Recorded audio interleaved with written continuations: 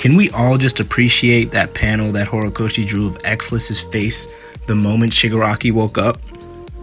I mean, just the look on his face I just thought was hilarious, because who wouldn't react like that in that situation?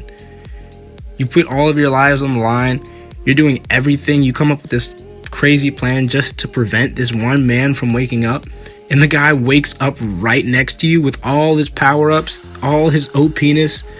It's that face. It was like at that moment Xless realized he done fucked up, or the heroes fucked up. Either way, they're fucked.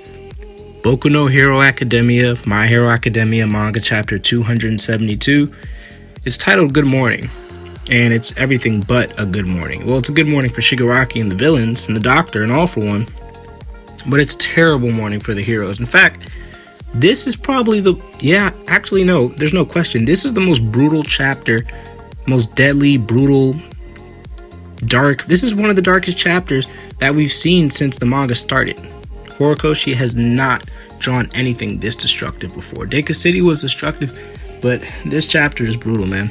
Lots of deaths, a lot of destruction. So we start off this chapter at the same place we left off at a couple weeks ago with Deku and him getting this bad omen about something that was going to happen. And we see Shoto, Uraraka, Tsuyu, and Bakugo all wondering what's wrong with Deku. Why is he frozen and why does he look so shook? And after that panel, we immediately get to see what's going on inside Deku's head. We get to see the past users of One For All, like we suspected. They're talking to Deku, specifically All For One's little brother, the very first user of the quirk. And I love the vocabulary that he used in this chapter to describe Shigaraki and the disaster that was about to happen. I've never seen Horikoshi use words like this. It kind of puts me in mind of shows like Full Metal Alchemist or Attack on Titan. And the first user basically says, he's coming. And Deku realizes that this is the first user's voice. He hasn't heard him in a while, not since the joint training arc. And he says, a transcendent being, exponential power liberated from its human shackles, is coming. That's some huge words to use to describe Shigaraki. It's basically depicting Shigaraki as a god. I mean, we know he got a power up, but he is a god of quirks. He's the model of quirks at this point in the story. And I also love how the very first thing that Shigaraki says in 4 months after being encapsulated to get this power up is, I'm cold. He says, I'm cold. In the very next page, we just get the destruction. His decay quirk has crazy AoE range. It's going everywhere. The heroes automatically notice that something's up and that Shigaraki woke up and the plan failed. Gran Torino basically tells everybody to get the fuck out of there, and they all start looking for the exit because you can't stop decay. You can't defend it at all. There's no quirk that can defend it. So everyone's running out. You got Ryukyu, you got Endeavor. Endeavor grabs Mirko and tries to get her out of there and grabs some more heroes. Ryukyu, the dragon hero, grabs as many heroes as she possibly can. And it's kind of weird because we see some heroes and it looks like they might have died in this chapter. Some heroes like the BMI hero, Crust, he dies saving Aizawa. And it's sad because Aizawa, he really reminds me of Kakashi in the sense of that he has a pretty dark past. He's pretty reserved when it comes to, the everyday life. But damn, this man just keeps getting hit with tragedy after tragedy. And Crust is a true hero. I love how they gave him that little All Might smile right after he saved Aizawa from the high-end Nomu that grabbed his leg. So that's big. That's a big death. That's a top 10 hero that's just dead. This is bad. There's going to be repercussions in the hero society. This is going to be all over the news. This is a war. This is the war arc. If there were any doubts that this was not going to be a war or that this was going to be a smaller arc leading up to a prison break, it might still lead to a prison break. But the prison break, man, it's going to be crazy if they actually go to the prison. But this is a war. So it seems that some of the heroes in the laboratory got out, and it's confirmed that some of them died. We know that Endeavor and Mirko and Ryukyu, Gran Torino, President Mike, the Doctor, They all got out. We see a shot of Wash and the Wild Wild Pussycats doing some rescue duty as soon as they notice the hospital's getting destroyed. Basically trying to stop, well, the Wild Wild Pussycats are trying to stop Shigaraki's decay from spreading, which looks like it fails. And I don't know if this is Horikoshi telling us that the Wild Wild Pussycats just died, but they're really close to the decay's range. So I wouldn't be surprised if that killed them.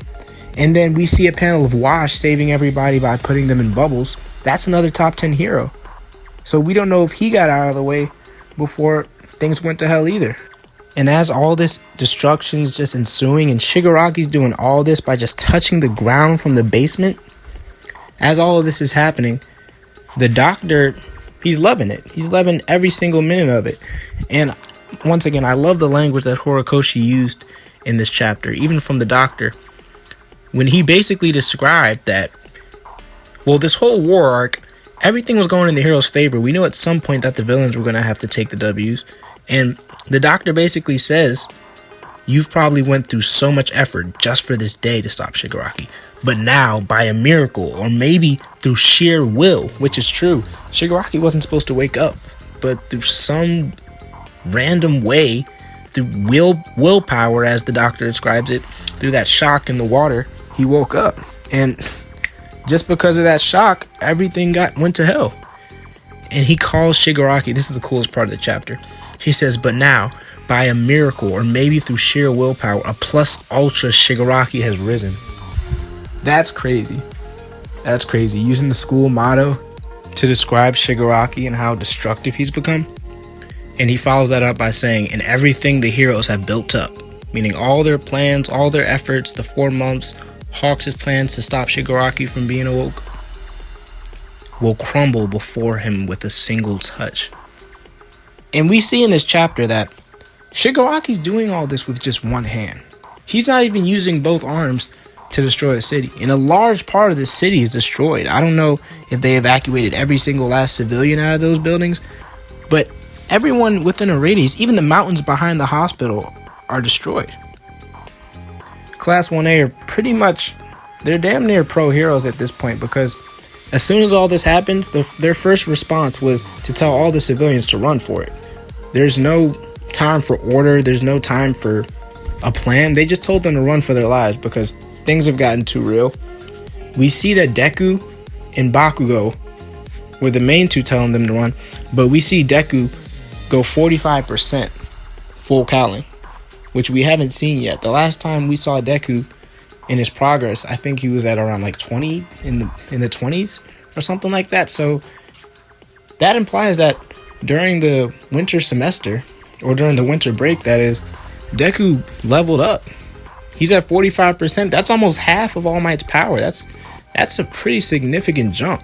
And I think this is his max. 45% has got to be his max, because after seeing all that destruction, Deku's the type of character, the type of hero to just go all out. He knows that something's wrong, and since he has that connection to One For All in the past vestiges, he knows that this is bad, because they wouldn't tell him that a divine being, or whatever the first user described Shigaraki as being born, is something to play around with. And he sees all the destruction. So Deku went 45%. He made sure that some of the civilians are safe, or made an attempt at it. We don't know if it actually worked. I assume that he just kind of broke some debris apart so the decay couldn't get to them all. But my prediction, I think Deku's definitely going to go straight towards the hospital. Todoroki's definitely going to go straight towards the hospital. Bakugo's definitely going to go straight towards the hospital.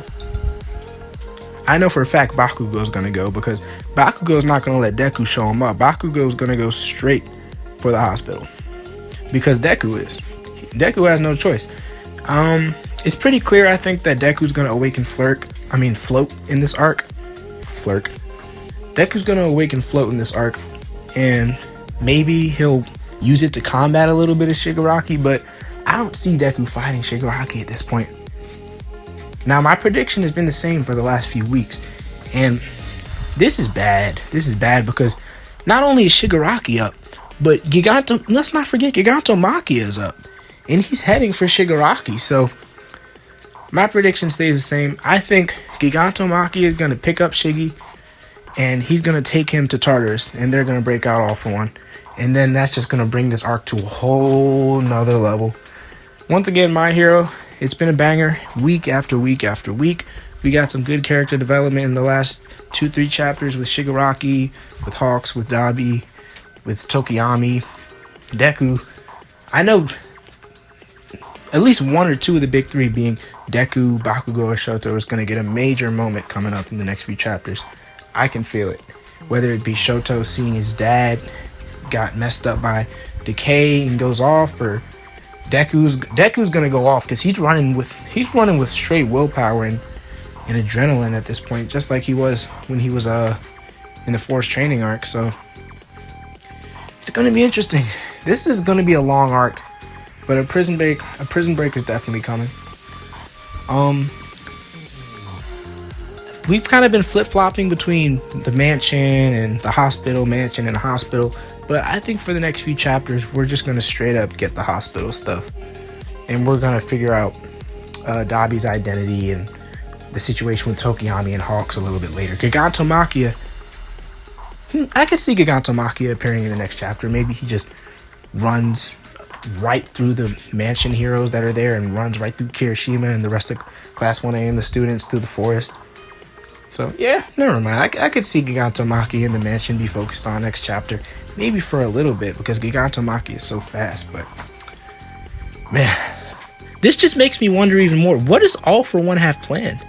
Because we know All for One is behind all of this. Shigaraki's just a tool to All for One. Let's be real. I know All for One gave Shigaraki his real quirk, but there's no way in hell All for One doesn't plan to throw Shigaraki away like a piece of trash after this, because it's so obvious. All for One's the main villain in this series, so it'll be interesting to see what happens when all the characters meet up at Tartarus. Well, I'll be back next week. I don't know if there's a chapter coming next week with the whole virus that shall not be named situation and all. But if you know if there's a chapter next week, let me know in the comments down below. Hit me with a like and subscribe to my channel if you like the video, and I'll see you next time. Peace.